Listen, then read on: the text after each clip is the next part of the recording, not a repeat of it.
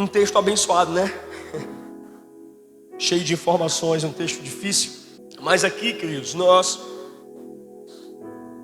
são aplicações diretas para as nossas vidas nessa noite. Amém?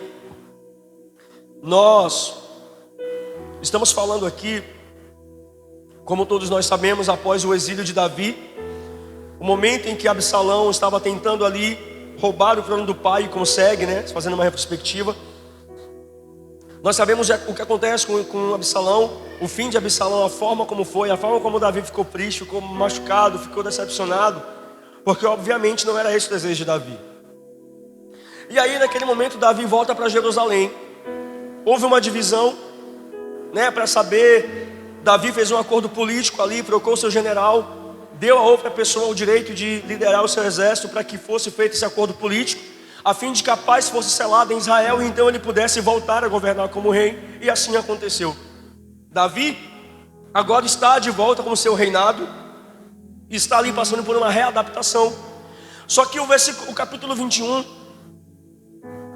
o capítulo 20, ele já começa nos falando que ali, no meio daquele povo, porque depois que Davi consegue de novo unificar Israel, começa uma revolta interna novamente. Davi ele não teve de fato esse sossego que ele tanto queria.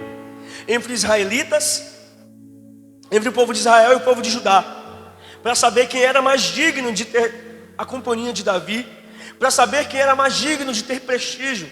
Então começou ali uma revolta. Já depois que Davi, ele unifica, ele estabelece o seu trono de novo. Percebam que o trajeto de Davi era de altos e baixos. Ele foge, tem Absalão morre. Agora que ele está voltando, ele pensa que a paz está estabelecida. Só que aí começa um conflito para saber quem tinha mais direito sobre a companhia de Davi. Não, ele é nosso rei, nós chegamos primeiro. E eles diziam, não, vocês chegaram primeiro, mas ele é nosso parente. E eles diziam, não, ele é parente de vocês, mas nós que estávamos com ele. Então gerou ali uma guerra de ego, né, para saber quem teria de fato direito para caminhar com Davi. E no meio dessas pessoas, a Bíblia relata aqui no capítulo 21, no capítulo 20, que havia esse homem chamado Seba. E esse homem chamado Seba, ele era um rebelde desordeiro, que estava ali, no meio daquela confusão. E ele começa a chamar a atenção. Seba pega uma trombeta, toca essa trombeta, chama a atenção para si e começa a confrontar a autoridade de Davi, o governo de Davi, diante agora de todo Israel. Percebam que Seba, ele fala o seguinte: não temos parte com Davi, nem herança nos filhos de Jessé. Cada um volte para suas tendas, ó Israel. Olha a audácia desse homem. Mas percebam que Seba, ele tinha uma influência.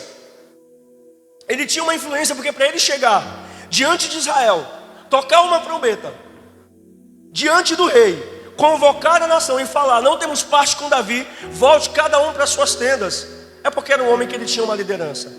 Porém, uma liderança que não era saudável, crescendo junto com o povo de Deus. E esse homem chamado Seba, não satisfeito, ele tinha problemas ali com a autoridade de Davi. Ele convence Israel a abandonar Davi e gera-se um novo conflito, uma nova divisão. Todo o povo de Israel abandona Davi e apenas o povo de Judá permanece ali firme com ele. É interessante isso aqui, porque o capítulo 20, ele vem falar basicamente dessa história de Seba aqui. Porque Seba, ele estava no meio dos desordeiros, já percebe-se que ele não era um homem saudável, ele não tinha uma liderança saudável, e ele estava incitando uma contenda que é algo que Deus abomina.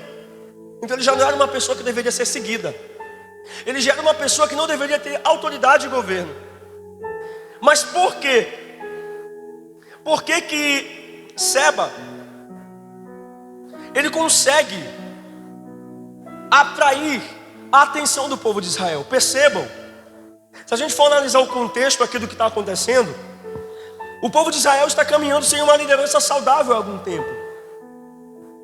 Primeiro, o povo de Israel clama por um rei. Deus fala, eu quero ser rei sobre vocês. Eles falam, não Deus, nós queremos um rei como todas as outras nações. Deus envia quem? Saul, com uma promessa de restauração. Saul falha. Deus levanta Davi. Davi peca, tem o trono roubado. Então Israel começa a passar de liderança de mãos em mãos. Deus queria ser líder sobre Israel, Israel não quis. Nós queremos um homem que nos represente. Deus levanta Saul, Saul falha, Israel fica oprimida. Deus levanta Davi, Israel se anima. Davi peca, Israel enfraquece. Vem Absalão e fala. Começa a pregar em todas as províncias que ele era rei. O povo acredita. O povo estava ferido. O povo estava inconstante. O povo estava sem direção. E qualquer pessoa que viesse sobre eles como uma liderança, eles aceitavam aquela voz. Então vem Absalão, estabelece um governo roubado, eles seguem com Absalão. Absalão morre, Davi volta, eles resistem a Davi. Davi faz um acordo político, eles aceitam Davi. No meio daquela agonia há uma briga. Nós somos mais dignos, vocês não são dignos. Ou seja, a liderança de Israel, o povo de Israel, era um povo inconstante, um povo fraco, um povo influenciável, um povo frágil. Eles não sabiam o que era uma liderança saudável. E até pelo histórico, eles não sabiam direito a quem submeter. Qualquer um que chegasse com uma voz de governo sobre eles, eles iam, eles seguiam. E agora chega aqui Seba, rebelde, no meio da igreja, incitando contenda. Não temos parte com Davi. Homens de Israel, saiam todos e voltem. Eles saem. Porque, irmãos, não há pior coisa do que um homem e uma mulher sem direção. Não há pior coisa para um homem e uma mulher de Deus estar no meio do povo de Deus, mas não ter uma direção. Não caminhar debaixo de uma liderança saudável, porque o povo de Israel não estava. Saul tentou, fracassou. Davi começa, cai. Vem Absalão, que era um opressor. O povo está sem saber o que fazer. Queremos um líder, queremos uma direção. Mas todo mundo que vem não nos leva para onde nós queremos. O povo queria paz. O povo queria estabilidade. E aí que mora o perigo. Porque todas as vezes em que nós nos movemos atrás de uma liderança ou de uma igreja baseada nas nossas necessidades, nós temos a tendência a cair debaixo de lideranças erradas.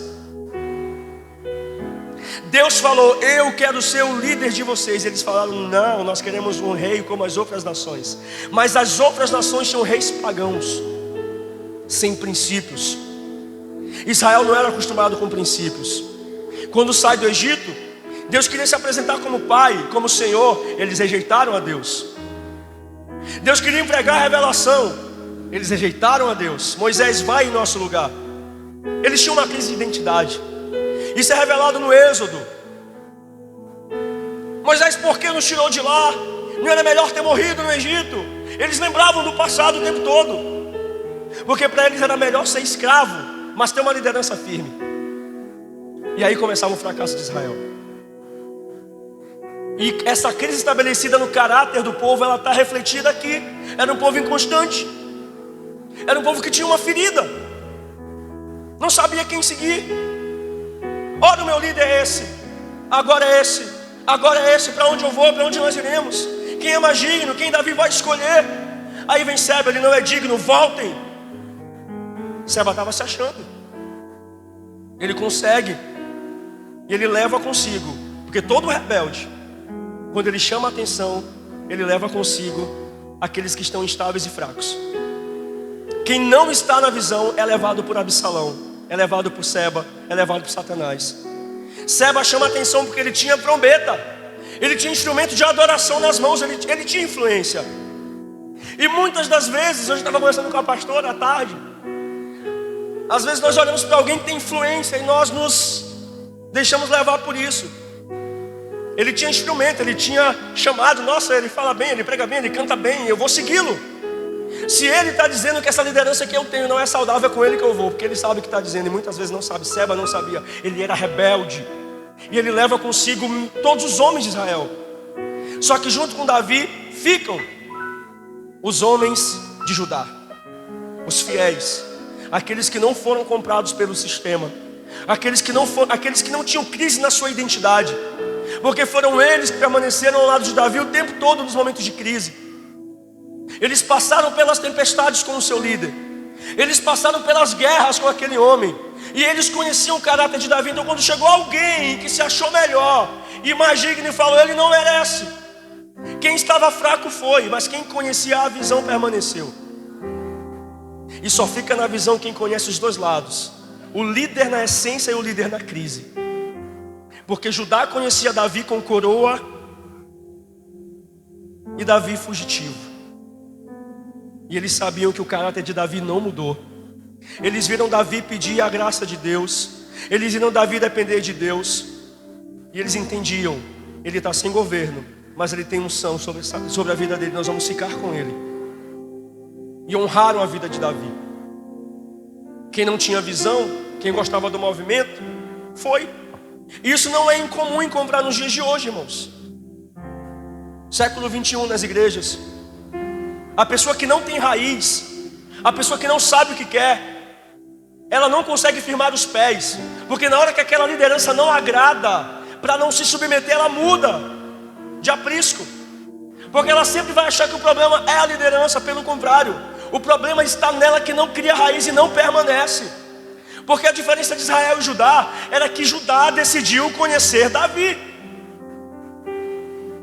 Davi não precisava se justificar, Judá permaneceu com ele. E aí a palavra continua, deixando claro aqui,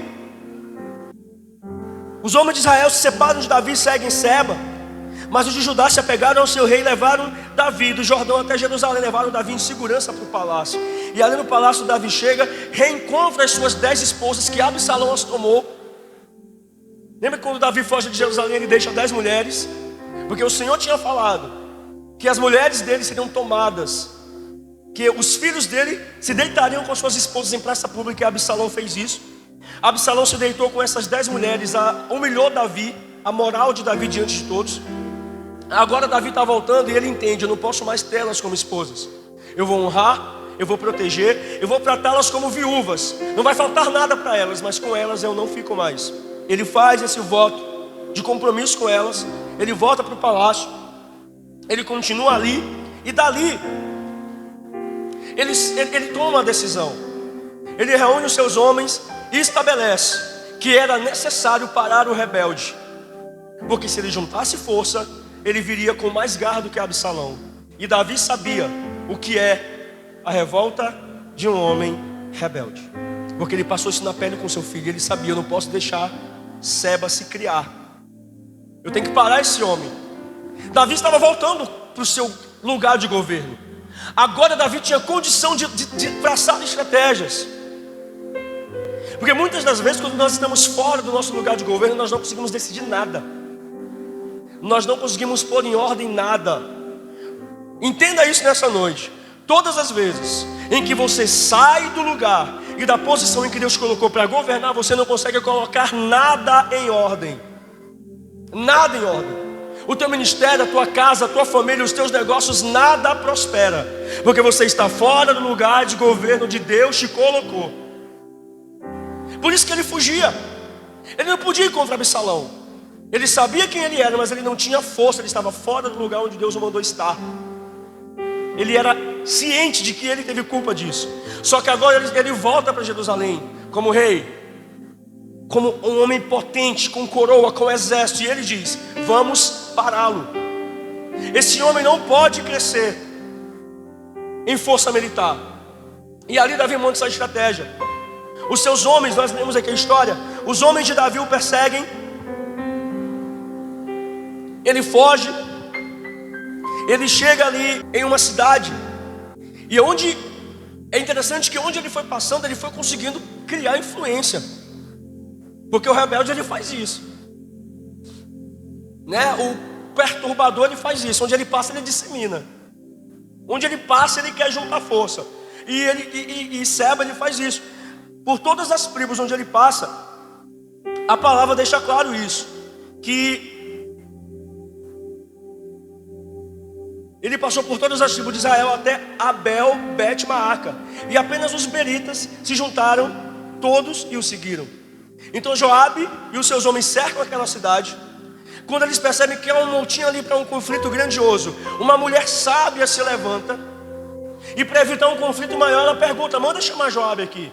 Joabe, não é assim que se resolve as coisas. Me explica o que tu quer. E ele fala: olha, aí nessa cidade tem um homem que tentou comprar Davi. E para evitar o conflito, aquela mulher foi sábia. Na história ela se coloca como uma mulher sábia, e ela foi. Só que eu não vou entrar nesse mérito aqui. Ela dá uma palavra a Joabe: não invadam a cidade, deixa que eu resolvo isso. Ela volta daquela muralha e ela dá ordem aos homens: peguem esse homem e joguem a cabeça dele lá fora. Assim acontece. Ela entra, ela dá ordem àqueles homens, porque ela falou para Joabe: não entra não, a cabeça dele vai passar dessa muralha e tu vai ver. E Joabe espera, ele confia naquela mulher. Assim a honra. Eles entram na cidade, os homens da cidade matam Seba, cortam a sua cabeça e jogam por cima da muralha, para que todos soubessem que o rebelde estava morto, que aquele que afrontou agora estava humilhado, que aquele que pensou que tinha força foi morto pela espada, pela sua própria astúcia. Não foi preciso Davi fazer nada, não foi preciso o exército de Davi tocar nele, porque lá onde ele estava, ele caiu na sua própria ruína. E é isso que acontece com o rebelde, é isso que acontece com o conflito, com o que gera conflito, é isso que acontece com quem cria contenda. Não é preciso você fazer nada, com as suas próprias mãos ele se destrói. No lugar onde ele pensa que ele está seguro, ali ele cai, porque ele está mexendo com alguém que Deus instituiu. Então Davi estava no seu palácio, Joabe nem tocou, porque lá mesmo Deus permitiu que dessem cabo da vida daquele homem, e só a sua cabeça foi jogada fora. Humilhação. E ali Joabe toca a trombeta para que todos saibam. O mesmo Seba toca uma trombeta para dizer que ele tinha autoridade. E agora Joabe toca uma trombeta para mostrar que a autoridade foi devolvida ao rei verdadeiro de Israel, para que todos soubessem: o impostor está morto. Ele toca aquela trombeta nos portões daquela cidade. E aí, o versículo termina então: Joabe tocou a trombeta e se retiraram da cidade, cada um para sua casa, e Joabe voltou a Jerusalém para junto do rei. E assim termina o capítulo 20. É uma retrospectiva que é só informações acerca da vida desse homem chamado Seba, que é um tipo de pessoa que eu e você não podemos ser.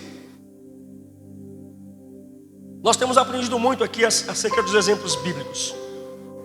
Talvez Seba tinha conflitos com Davi não merece, porque talvez o pecado de Davi ali já não era uma coisa só da casa de Davi. Mas obviamente todos ficaram sabendo o que aconteceu. Urias estava morto, todos souberam que Davi mandou matar Urias. A informação espalhou. Batseba engravidou, perdeu o filho, agora tinha outro filho. Todo mundo sabia daquela situação. Então talvez esse homem aqui, Seba, a Bíblia não fala que ele tinha inveja, mas normal ele não era.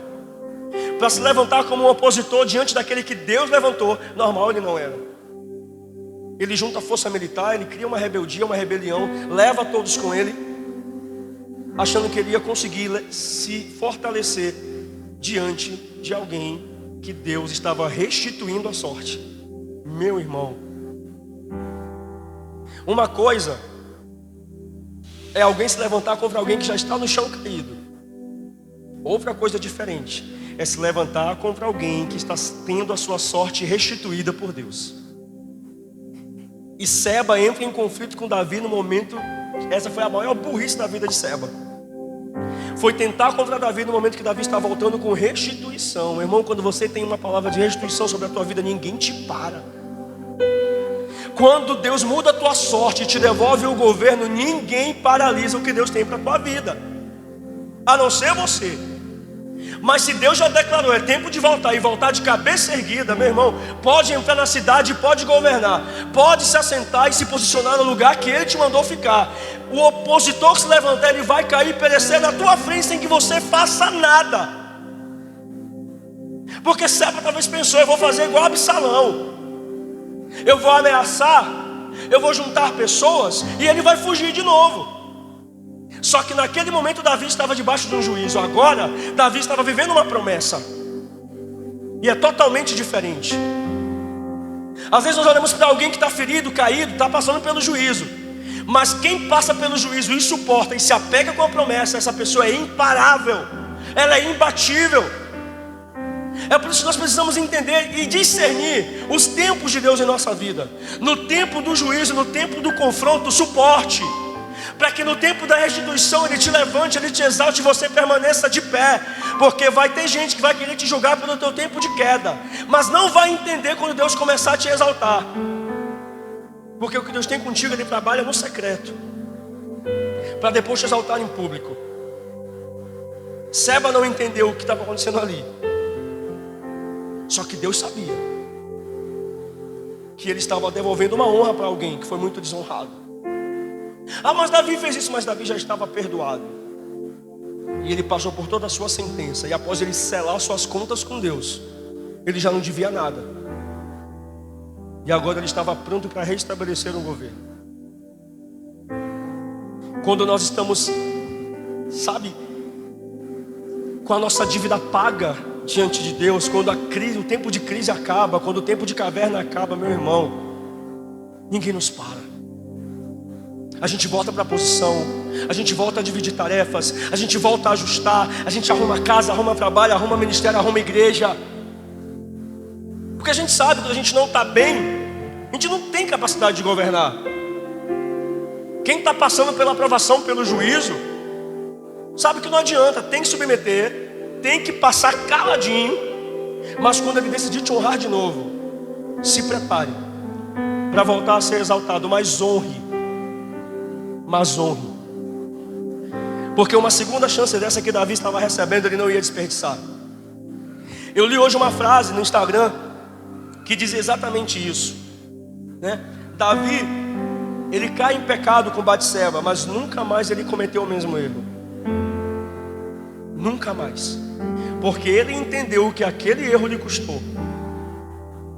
Obviamente que Davi teve outras falhas, mas aquele erro nunca mais ele cometeu. E muitas das vezes o que nós damos para o Senhor são desculpas. Não é arrependimento, é remorso. Fazemos de novo, e fazemos de novo, e fazemos de novo, e não há transformação, não há honra, não há restituição. A restituição só pode vir para a tua vida mediante um arrependimento genuíno. Sem arrependimento, sem conversão, sem transformação, não tem restituição, irmão. Deus não vai honrar alguém que não honra, alguém que não submete. Agora Deus é especialista em trabalhar com rebelde, porque aqui a história de Absalão e a história de Seba fica extremamente claro para a gente o que acontece com esse tipo de gente. É autoexplicativo. Então o capítulo 20, ele acaba assim. A cabeça de Seba é cortada, jogada para fora da cidade. Joabe provavelmente leva aquela cabeça como recompensa para Davi, toca a trombeta, volta para a cidade e fica com o rei. E aí vem o capítulo 21. A gente tem que entender que o Antigo Testamento, sobretudo o livro de Samuel, esses capítulos eles não são escritos em ordem cronológica.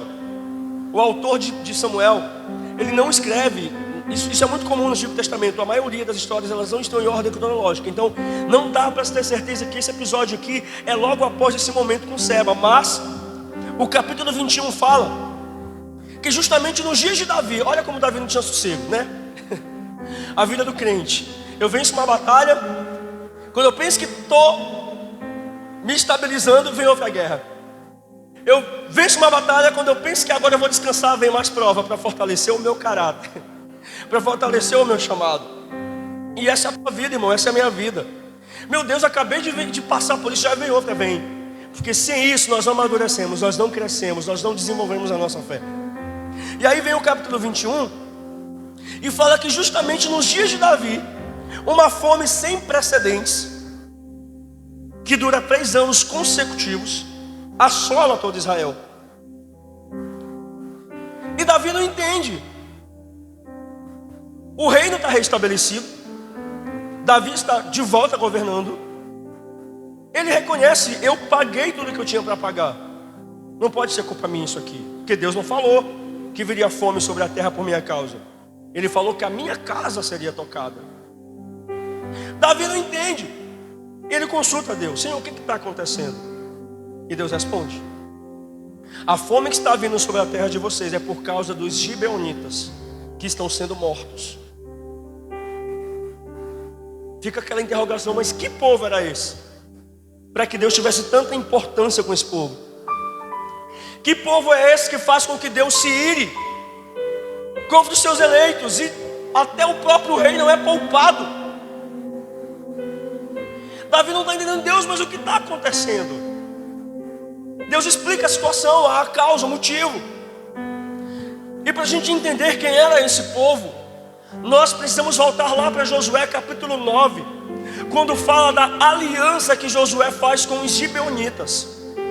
Os gibeonitas, vendo que o povo de Israel tinha acabado de vencer a cidade de Ai, ficam com medo. Eles se reúnem ali, vários povos, e tentam enganar Josué. Chegam para Josué se vestindo como hebreus, com característica de hebreu, roupas sujas, desgastadas, e chegam pedindo ajuda. Nós viemos, olha, estamos assim porque viemos de longe, estamos caminhando há dias, mas somos seu povo. Josué, sem consultar a Deus, aceita, acolhe e ainda faz uma promessa: nós vamos honrar vocês e proteger vocês para sempre. Só que aquela promessa, ela foi feita diante do altar de Deus. Estava selado. 3 dias depois, Josué descobre que eles estavam mentindo. Josué podia matar todo mundo, mas ele tinha estabelecido uma palavra com aquela geração: vocês não serão tocados por ninguém enquanto viverem. Um pacto feito diante de Deus não podia ser revogado. E Josué agora tem que se submeter a ter esse povo pagão no meio dos seus. E era um povo que no tempo de Davi estava em Jerusalém, servindo no templo. Era um povo que ajudava a servir no templo. Eles se tornaram obreiros da casa do Senhor. Não podiam ser tocados, porque tinha uma promessa sobre eles. E agora, é interessante que por que eles são tocados? Olha como a história ela é interessante, porque os gibeonitas são tocados porque Saul, numa tentativa de proteger Israel, percebe que no meio de Israel, de Jerusalém, há um povo pagão e mata. Olha que loucura. Isso é revelado mais um problema de Saul. Saul não consultava a Deus. Saul convivia com aquelas pessoas no meio do seu convívio, mas ele não sabia que elas eram guardadas pelo Senhor. E ele começa um massacre. Ele não conhecia o outro lado da situação. E ele toma a decisão de ferir aqueles a quem o Senhor estava protegendo. E Deus tinha uma palavra com os gibeonitas, por meio de Josué. Saul não lembrava. E ele manda matar. E quando essa revolta sobe para Deus, Deus então começa a ferir a terra. Por causa deles, porque foi quebrado um pacto comigo. Eu vou tocar em vocês e a fome virá sobre Israel. E foi desoladora.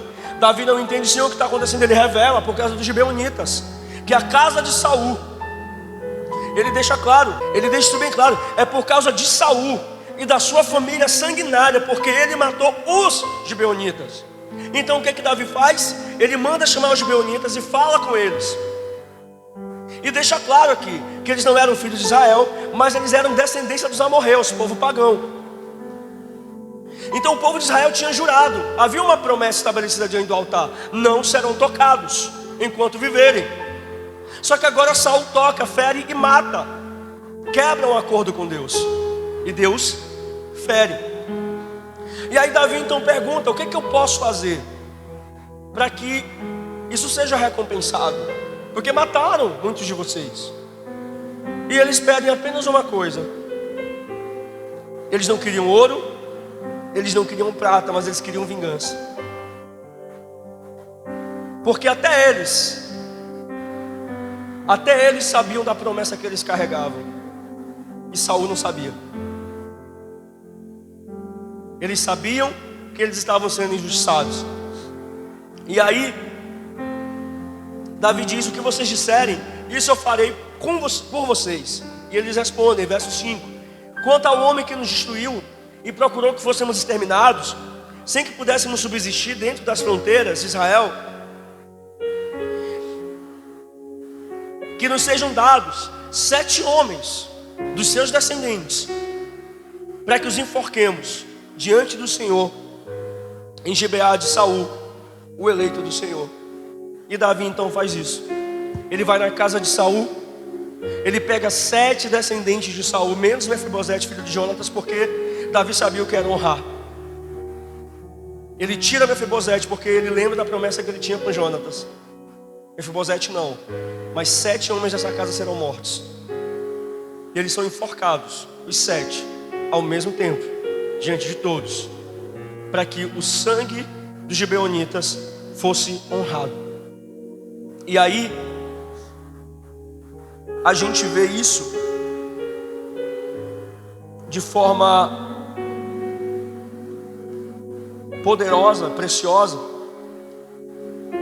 para que a gente entenda nessa noite que Deus é um Deus de palavra. Deus é um Deus que não volta atrás daquilo que é estabelecido e amarrado diante do seu altar. Quando nós pregamos sobre isso aqui, quando estávamos estudando o livro de Josué, nós falamos muito sobre isso aqui. Eu vou voltar a falar nessa noite, sobretudo para você que tem responsabilidade ministerial. Tome muito cuidado com aquilo que você disse para o Senhor que faria para Ele aqui nesse altar. Lembre-se todos os dias da tua vida das promessas que você fez debaixo de um mover do Espírito Santo aqui nesse lugar.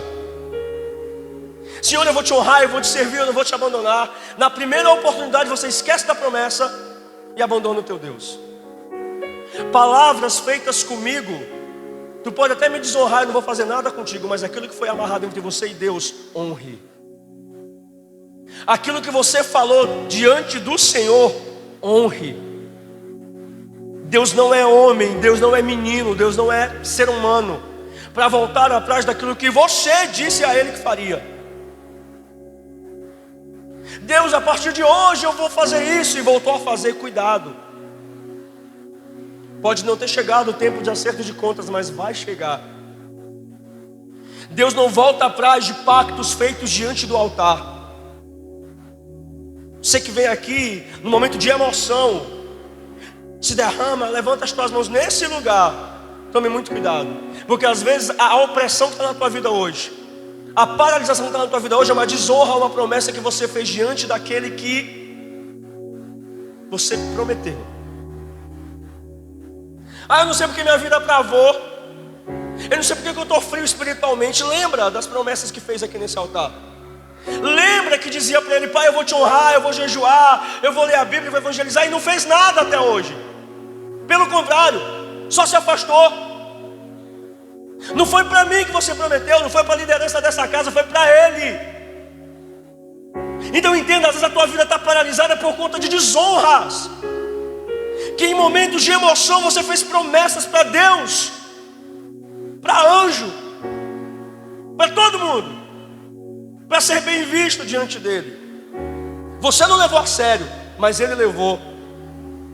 Você falou da boca para fora, mas se você falou em nome de Jesus, está selado, meu irmão. Está selado. E talvez a tua casa pereça pela tua falta de posicionamento, porque não foi Davi quem matou Gibeonita, foi Saul. Por que Saul mata? Olha só, a intenção de Saul não era má. Saul só queria proteger Israel dos inimigos, mas ele não conhecia a palavra que Deus tinha com aquele povo. Por falta de conhecimento, ele leva o povo dele a perecer. Por não analisar as escrituras, por não buscar revelação e discernimento, por ouvir apenas um lado da história, ele manda matar. Não, mas não era para ela estar aqui. Mas você não sabe que Deus que pode estar sustentando. Eu não concordo que a ovelha na atividade agora está nessa posição, mas você não sabe que é Deus que está levantando. Aí você quer fazer justiça, quer achar que não é digna, quer achar que não merece. Quem nós somos? Então tome cuidado, lembre dessa noite. Acabou o tempo, nós precisamos entender que talvez a minha vida de opressão, essa agonia que eu passo na minha vida, é consequência de desonras. E tem gente que ama isso aqui. Não, eu quero ser ungido, eu quero ter um ministério, eu quero ter uma responsabilidade. Na hora que pega, trata com desprezo, porque não quer servir a Deus, quer um cargo. E cargo não transforma ninguém, irmão. Tem gente que, se tirar o cargo, abandona a fé, porque não é por Deus, é pelo cargo. Tome cuidado com aquilo que você falou com o Senhor quando foi instituído nesse altar, porque tem áreas da tua vida que podem estar extremamente paralisadas por conta de coisas que você falou aqui. Ah, mas quando eu prometi eu não estava nem lá na igreja, eu estava lá em casa no meu quarto. Mas aquele quarto era o teu altar naquele dia, você fez diante dele. Não muda a importância da promessa. Não tenta, traga a memória. Senhor, talvez, porque nessas horas, irmão, a gente quer culpar todo mundo. Não é porque ninguém me percebe, é porque ninguém me nota, ninguém me honra nessa igreja. Pelo contrário, às vezes se obra das tuas mãos, o teu desleixo é consequência da tua falta de cuidado com aquilo que você falou diante de Deus. Então agora Saul, não, eu estou limpando a terra. Esse povo é inimigo, não conhecia a palavra. A gente sabe que Saul começa a errar porque ele para de consultar a Deus. Só que Davi está ali para honrar. E ele fala: o que eu posso fazer por vocês? Porque eu reconheço a promessa que vocês carregam. Nós precisamos conviver com pessoas que reconhecem o que nós carregamos, meu. Davi, quando reconhece o que aquele povo carregava, ele vai lá e tenta honrar. Vocês querem ouro, vocês querem prata. Alguém tocou na essência de vocês, mas hoje eu quero honrar vocês. Eles não, a gente quer vingança. A gente quer que eles pereçam. Então, a gente tem que ter muito cuidado com palavras empenhadas diante do altar. Talvez não é isso que você queria ouvir nessa noite, mas a essência dessa palavra é isso. Não, Deus falou, foi por meio de Josué. Nessa época, a senhora não estava nem aqui, mas Deus não mudou. Era outro líder, mas Deus não mudou. O altar não mudou, a essência não mudou. Ele continua fiel àquilo que ele ouviu da tua boca. Então entenda, assuma para a tua vida nessa noite. É tempo de parar de infantilidade espiritual e começa a entender, talvez a tua casa está caindo por tua culpa. Assuma as consequências. Entenda, eu preciso mudar. Eu preciso honrar a Deus.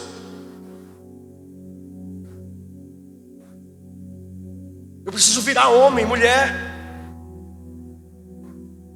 E para de ficar prometendo. A Bíblia fala que aquele que não conhece, ele é desculpado. Mas aquele que conhece e faz conhecendo, o negócio para a vida dessa pessoa é... O negócio é pesado. Então entenda, Deus quer restaurar a nossa sorte. Não mataram todos os gibeonitas, mas aqueles que ficaram foram honrados por conta de uma palavra no altar. Talvez a tua vida tomou rumos diferentes, de dor, de sofrimento, de angústia. Mas hoje, se você se mantiver fiel àquilo que você falou com o Senhor, Ele pode restaurar a tua sorte, a tua casa e te devolver aquilo que te foi roubado. Não mataram todos. Talvez a tua casa não caiu por inteiro, mas por conta de alguém que faz parte dessa promessa, Ele restitui. Então a gente precisa se posicionar. Não tem mistério, não tem segredo. Não adianta a gente ficar maquiando isso aqui. Não adianta a gente querer te falar que o segredo da prosperidade é campanha, é óleo, é o chaveiro abençoado. Não é. A chave da prosperidade é obediência, honra. Nossa, Deus não abre as portas para mim. Está honrando? Está honrando a palavra feita diante do altar? Não está. Quer ter porta aberta, meu irmão? Não vai ter. Aí vê todo mundo sendo honrado. Por que ou não? Você sabe por quê. Não é preciso um anjo descer para te falar aquilo que você sabe. Saul comete esse erro e Davi, Israel perece por 3 anos, irmão, 3 anos de fome, 3 anos de desespero. Provavelmente pessoas morreram ali por conta disso, porque alguém toma uma decisão sem consultar a Deus, quebrando uma promessa que foi amarrada diante do altar. Ah não, aquilo que a gente falou lá em 2015, quando começamos essa obra, estaremos aqui, vamos contigo, pastor, né? Pastor, a gente ouviu tanto. Quando viramos Ministério Pleno em 2015, o que tinha de gente falando, estou contigo, só gente top. Quando veio o desafio, saiu um. Como é que estão? Não tem um de pé. Porque fizeram um pacto aqui, nesse altar. Não vou sair desse lugar, eu vou ficar e vou honrar. Não ficou, não abençoou, não honrou, ainda dividiu. E todos pagam preços até hoje. Ah, mas só 2015, são 9 anos. Não foi conosco não, foi com Deus que foi amarrada essa promessa.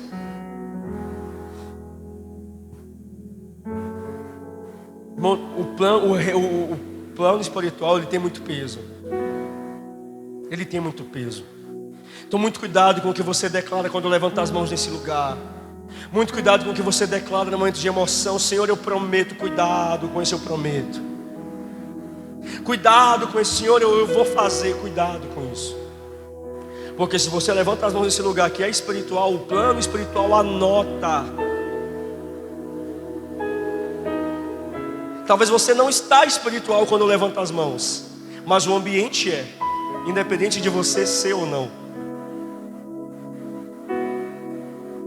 E por não ser espiritual você é quebrado. Porque quem quebra princípio é quebrado por isso. É tempo de reconstrução do nosso caráter. Esses 2 capítulos mostram exatamente isso para a gente. Aqui por meio da vida de Seba, rebelde, queria dividir, mas o próprio Deus o abate, sem que Davi ou o exército de Davi o tocasse. Agora a descendência de Saul, que ainda estava na terra, é morta, porque Saul toca em algo que era sagrado diante de Deus. E se tem uma coisa que Deus tem responsabilidade com aquilo que é sagrado, é com aquilo que é santo, é com aquilo que é do altar. Você que é do altar, não brinque com as coisas do altar. Porque tu pode até esquecer do que tu falou, mas ele não esquece. E é tempo de nós buscarmos esse arrependimento, essa redenção. E essa redenção ela só vem por meio de Cristo.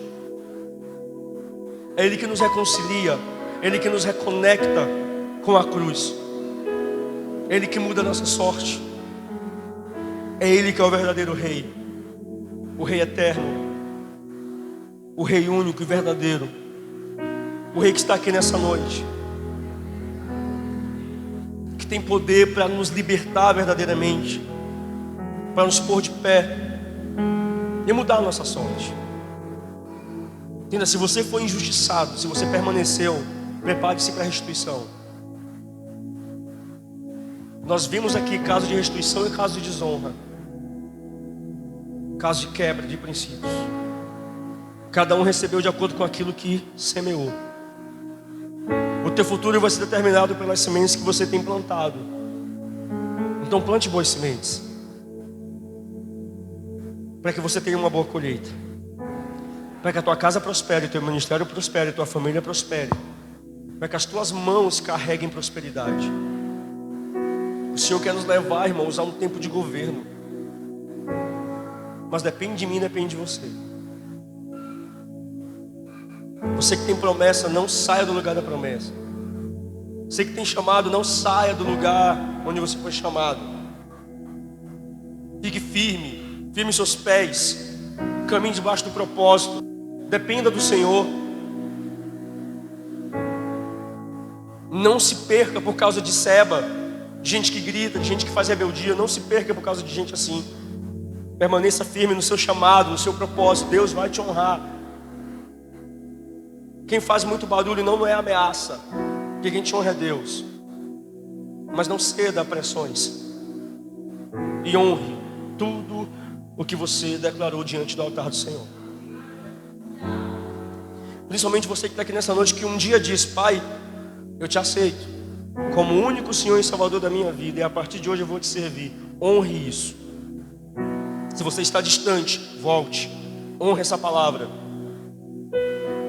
Porque a casa, quando fica vazia, por uma legalidade de Deus, o estado dessa casa é 7 vezes pior do que antes. Permissão de Deus, consequência de alguém que abandonou o chamado, a presença. Você que está aqui, independente das guerras que você está passando, permaneça fiel ao Senhor. Honre. Eu estava conversando com acho que o João Vitor e o Cauã lá embaixo semana retrasada. Eu falei para eles uma frase que eu costumo falar, um certo impacto. Nós podemos falhar na execução de algo, mas não na decisão. Senhor, eu prometo te honrar. Eu posso falhar tentando honrar, nós somos falhos, mas eu não vou falhar na hora de decidir. A minha decisão é só uma: honrar, obedecer, permanecer. Só isso, essa é a minha decisão. Talvez eu não consiga, e Ele reconhece as minhas fraquezas, mas a palavra que sai da minha boca é só uma: vou ficar de pé, vou permanecer, vou ficar na visão, vou ficar no propósito. E é isso. Eu falho na execução, tentando, normal, mas eu não posso mais falhar na hora de decidir. Eu não sei se eu quero, meu irmão. Permaneça firme. A tua resposta tem que dizer: Senhor, eis-me aqui, eu não vou te largar. Porque um dia você prometeu nesse altar: Tu és o meu Senhor e Salvador. Então viva como quem tem um Senhor e Salvador, um Pai que não te abandona nos dias maus. Esse é o teu Deus. Todas as vezes que Israel estava ali passando por momentos difíceis, nós vimos esse momento de Josué. Eles reuniam o povo e renovavam a aliança diante da congregação, para que todos soubessem: estamos bem com Ele, nós temos um pacto com Ele, que nós não deixaremos. Você precisa fazer isso, eu preciso fazer isso todos os dias. Faça isso nessa noite. Ah, pastor, mas eu não me afastei. Mas faça isso aí no teu lugar. Deus, eu me reconcilio contigo nessa noite. Eu renovo a minha aliança, porque um dia eu falei que o Senhor é o meu Senhor. Só que eu estou sendo o Senhor da minha vida. Eu estou decidindo para onde eu quero ir. Eu decido o que eu quero fazer. Você empregou, você tirou o Senhor do lugar de decisão. E talvez é por isso que a tua vida deixou de prosperar. Nem tudo aquilo que está dando certo, irmão, tem a mão de Deus. Jonas, quando foge do chamado, tinha um barco preparado para ir para outro lugar, mas lá no meio do caminho tinha uma tempestade, e ele entende: a culpa é minha. Você que tomou outro rumo na tua vida, se prepare para a tempestade, mas quando ela chegar, reconheça: eu sou o culpado e eu preciso voltar para o lugar da promessa. E Ele está te chamando nessa noite: volte para o lugar da promessa. Firma os teus pés onde eu te instituí. É no altar, é servindo, é honrando, é obedecendo, é ajudando a igreja a crescer, não a dividi-la como Seba. Você não está aqui para ser opositor. Opositor é o diabo, rebelde é o diabo. Você veio aqui para ajudar essa obra a crescer, meu irmão, a evangelizar, a ganhar vidas por meio da tua vida, teu testemunho. Você não pode usar o teu chamado para descredibilizar quem está na liderança, porque você sabe tocar uma trombeta, porque você sabe tocar um violão, sabe? Meu irmão, isso não te torna mais santo que ninguém, mais ungido que ninguém. É a tua obediência que te faz prosperar, e Deus quer te levar à prosperidade. Então obedeça. Hoje à noite nós saímos daqui debaixo de uma palavra de obediência. Eu preciso obedecer para que eu possa prosperar. E eu não falo só financeiramente não, porque isso é consequência. Aqui a gente não prega sobre prosperidade financeira. mas ela é uma realidade na vida daqueles que obedecem e permanecem. Então se prepare para ter portas abertas quando você firmar os teus pés e obedecer. Não tem outra fórmula. Não tem outra fórmula. Amém? Eu quero te convidar a ficar de pé.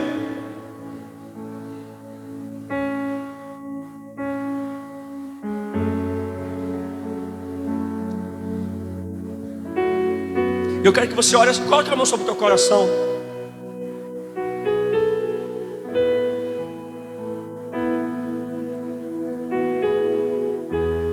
E declara assim nessa noite: Senhor meu Deus, eu te entrego o meu coração. Eu sei que eu tenho muitas falhas, que eu sou pecador, mas eu quero permanecer, te obedecer e avançar. Senhor, me perdoa pelas minhas falhas, pelos meus pecados. Nessa noite, no ato de fé, eu renovo a minha aliança diante do teu altar. Me ajuda a permanecer, para que eu nunca mais me afaste da tua presença. Amém? Em nome de... Levante suas mãos e aplauda a Ele em nome de Jesus.